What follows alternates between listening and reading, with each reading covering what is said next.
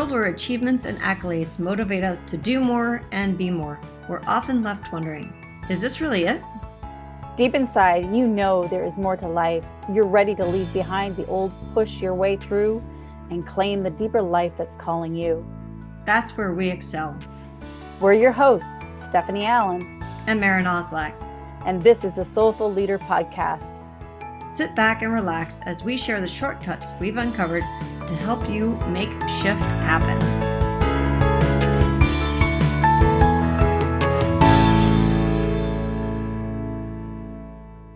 Hi, welcome to the Soulful Leader Podcast. This is Stephanie and Maren Oslak, here to help you move forward and evolve in a way that is more loving and kind.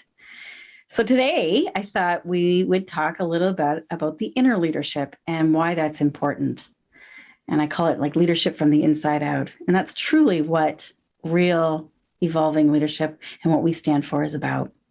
So I had an example the other day because I was trying to get something out into my database, and I have this wonderful person who helps me integrate my systems, but they weren't connecting. And I realized that I couldn't help the people that I wanted to help because I didn't have the capacity. And I wanted to make it about technology because if you ever had something that in technology that's not working, you just want to pick the dang thing up and throw it across the room. You're just right. It's like, and it's constantly, it's like, if I get another upgrade or, a 2.0 or 5.0 or 6.0, I'm like, I am so tired of these 0.0 stuff. It's like, I just got used to using something and now they go and they change it. Right. So it's frustrating. It's frustrating. And then I heard internally, it's about the inner job. It's about the inner systems. And I had a dream. I had actually had a dream last night about being hijacked. Like I was actually being kidnapped in my dream. And I knew I was being kidnapped. So I took this backpack and I had a tracker on it. This is in my dream. And I say this because I use an analogy of we are sent here on this earth with everything that we need. It's all inside of us. It's like the backpack of life. But so few of us look inside and unpack that backpack. And it feels heavy then, doesn't it? It feels heavy because you're like, why is this thing on my back that I've been carrying around? I don't even need it or don't, that's what our ego would say, right? But in essence, everything that you need in your life, whether it's health, love, relationship, connections, wealth, whatever it is, it's already inside you. Rumi even says that, what you're seeking is actually seeking you because it's in you. And it's our divine birthright. It's been given to us already. It's already there. Yeah. And so science says 97% of what is, inside of us actually gets manifested in the outer world. It's only 3% of what we do. Yet we are dyslexic. It's like we are dyslexic leaders. We try to do and do and do and do in that 3%. We do 97% of our energy and time and focus and mindset, all is focusing on the outer instead of looking at, well, what were the systems? Where do I need more space inside me? What have I stuffed in there that I didn't want to look at that needs to be unpacked and released? So I've got more space to be in my heart. And that is really the true leadership. Like what if?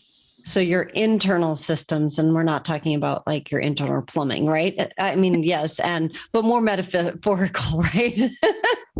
Exactly. Yes. Yeah. Exactly. So there's even just asking that question starts to develop a conversation that we don't necessarily know how to have because we expect that there's going to be an instant answer. And sometimes there is, and sometimes it's an ongoing conversation. Yeah. So did you find that for yourself, there was an instant answer, or did you start to develop a conversation about which systems are internal that need some looking and need to get connected in order for you to shift that outer and reach the people you want to reach? Well, absolutely. I mean, yes. And not enough. It's a both and. I call it a both and question. It's like, what a great question, Maren. in that moment, I did not have that realization. I wasted a lot of time and energy first, being frustrated and trying to shuffle things around, doing what we do, right? And then having even talking, we talked, earlier about this, and that's when the realization hit. Each one of us, and this is why it's so important. It's like I'm so tired of hearing this, social distancing in this pandemic. And it's like, we might need physical space between each other, but we don't need social distancing. We actually need more social connection. We do need each other immensely, because when I can share out with Maren's been such a great support for me. She hasn't fixed me. She hasn't done anything. She's just created space for me to unload and vent so that I could hear the true answer that's already inside. I had to unpack, and then poof, it comes up. But I also love that question of like, did I ask like the question to the universe? Did I seek? Did I have a conversation? What a great practice to do. Tell us more. The reason I ask is, one of the things that we've talked about in prior podcasts is that we all have different ways of approaching things, and it's our own unique gifts. And one of the things, Stephanie is definitely an outward, she's what's called blaze energy in the system that we use to talk about these things, which is, if you're interested, you can go to our website and find out more about that. But so she's blaze energy, which means that she does really well with talking through things with other people.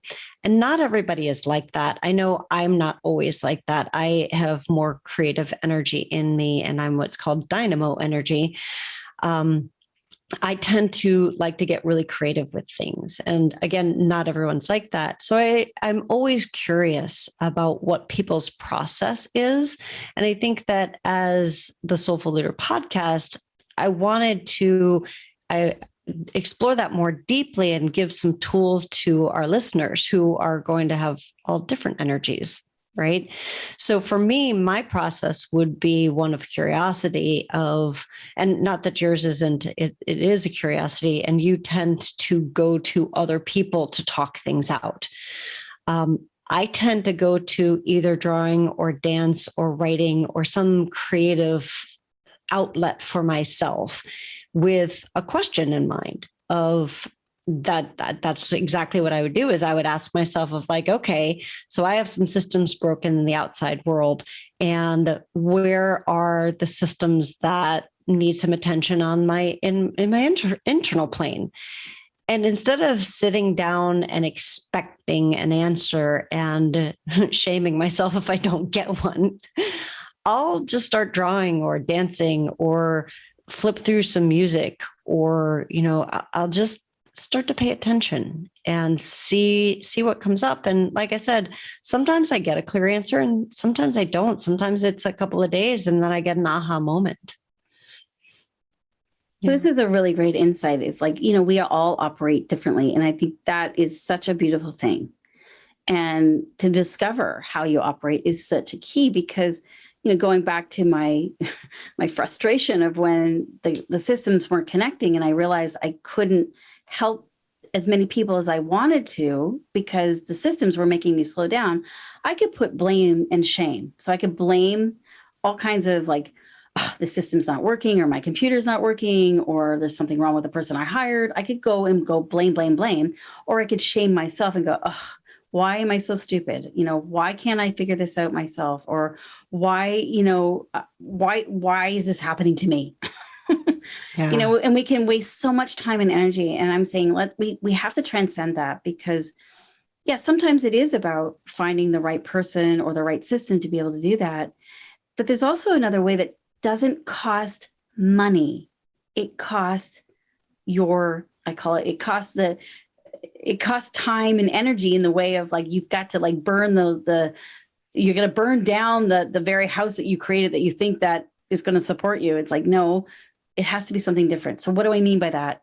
It's like, I had to look at those internal systems, my belief systems, my values, and going, what is not working inside? Now, this is a big thing for people, because you might have a big question mark. It's freaking hard work. It's not easy. And when you're in it, it's like being in a hole. You're in the hole. you don't know that you're in the hole, but you're in the hole until somebody above comes in and looks at it. Oh, Stephanie, you're in the hole. Do you need a hand up? It's like, then you realize it's like, oh, there's another way. There's another way. And that's why we do need each other. And also, we also have to have a process that we can also work within ourselves too. It's very, very important. Yeah, absolutely. And I just wanted to mention there are two other types of energy of people out there, temple energy, and they're very grounded. So those people may look to find a very grounding exercise for themselves, like going and walking or doing an exercise, being in communicating with nature. If you're looking for kind of that answer inside when you're going and having what we said, if like that, those tough conversations, taking the time and making some space for yourself to allow yourself to go for a walk or to do something along those lines. And then the fourth area of energy is steel energy. And those are people who are very logical, linear, black and white, and finding the internal space, because oftentimes they're more comfortable with that internal space, but it can get bottled up in there. I know that I experienced that. My husband is steel energy, and that's something we were just talking about, actually. And those four systems, you don't just rely on one system. So if I'm Blaze and, Maren is Dynamo, we don't just rely on those one systems. There's also that rhythm that it flows through all four patterns within one person. So it's learning how to ask the right, I don't want to say the right question, but a good question, to ask a good question that works with each one of those, that will empower you to find clarity and truth and help you root your inner. We did a feng shui podcast here a little while ago with William Brisson, and we talked about, clutter. So in our outer world, when there's clutter, it's because there's clutter inside. And we tend to want to clean house all the time and put things away. And it's like, why do these piles keep happening in the same place all the time? Or I can't seem to ever get rid of the mess. It's because internally, there's clutter inside with thoughts or beliefs or attitudes that either you've inherited by your genetic line or you've accumulated by your experiences in your environment, your culture. And that's the magic. I guess that's the magic. It's like, if we could put 97% of the effort and energy internally to clean house inside, then it completely changes the outer. You don't have to work so hard in the outer world. Things come more easily, and your capacity to serve others is so much greater. It is. The other aspect of it is that you start to learn how to allow things instead of force things. And the reason I mention that is when you bring up the feng shui and the clutter is oftentimes there as a tool to slow things down. And why something needs to be slowed down is another question that you could ask. If you see a pile of clutter and you look at the feng shui, kind of the bagua, and see where it is. And, or just like, if you just ask yourself, well, what might need to be slowed down right now? Sometimes things feel like they're moving too quickly or are overwhelming. And so we naturally want to slow it down. And so going inside and having that conversation of where does a part of me feel threatened or overwhelmed? And then allowing it to be there, or allowing. What I find for myself is 99.9% of the time, I just go in and I have that conversation, and now it doesn't feel so overwhelming. The minute you acknowledge something, it oftentimes will resolve itself. It doesn't need a big I have to work really hard at this and do that. It just needed acknowledgement. Kind of like when we work with somebody and they're not feeling valued, and we simply turn around and we say, hey, thanks so much for all your work. And all of a sudden, all of that tension of not feeling valued, it all goes away. It's like, oh, thanks. So there's a piece of us that might need to be acknowledged or recognized for something, and just then it can go away. And all of a sudden now that clutter or that pile or the stagnation in a system or whatever it is can go back into its flow state, which is its natural state. So this is a really great place. So we're talking about questions, and I just want to wrap some of this up. We talked about the 4 different frequencies of dynamo, blaze, tempo, and steel. And of course, the 5th one, which would be of flow, which is the water element, and that is spirit. Mm-hmm. Each one of those has a question. So something to start with. We often start with how. How can I make this easier? How can I do this? And that is, when we look at the how question, that how question is steel. Steel cuts through things, but it's also cold, winter, and frozen. So it's not going to create any movement just yet. The timing is off. So the best place I find to start is with a what question. And that what question is a wood question, the dynamo question. So you think of like a tree in nature, it's wood. So you ask, what do I want to grow? What do I want to create in this world? What is it that's important to me? And then you ask a why question, which is the water element, the spirit.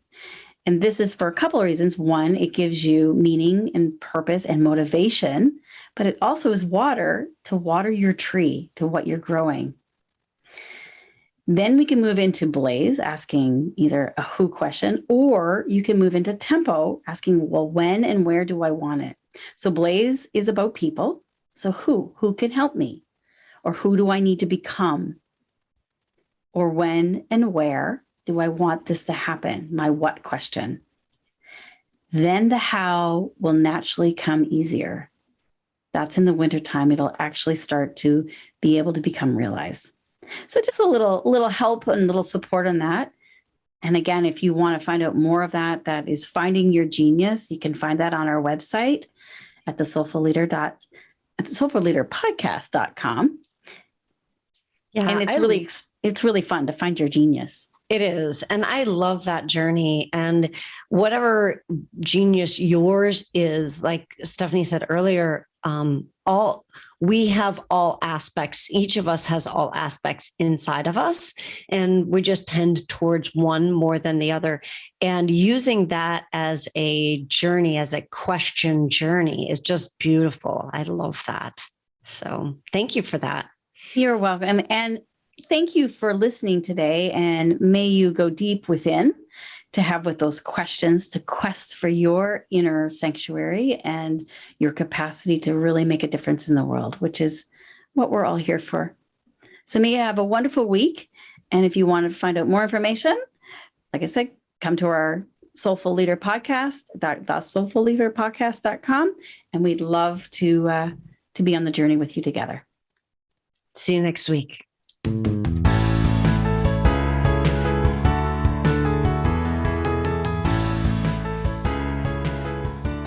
And that wraps up another episode of the Soulful Leader Podcast with your hosts, Stephanie Allen and Maren Oslak. Thank you for listening. If you'd like to dive deeper, head over to our website at thesoulfulleaderpodcast.com. Until next time.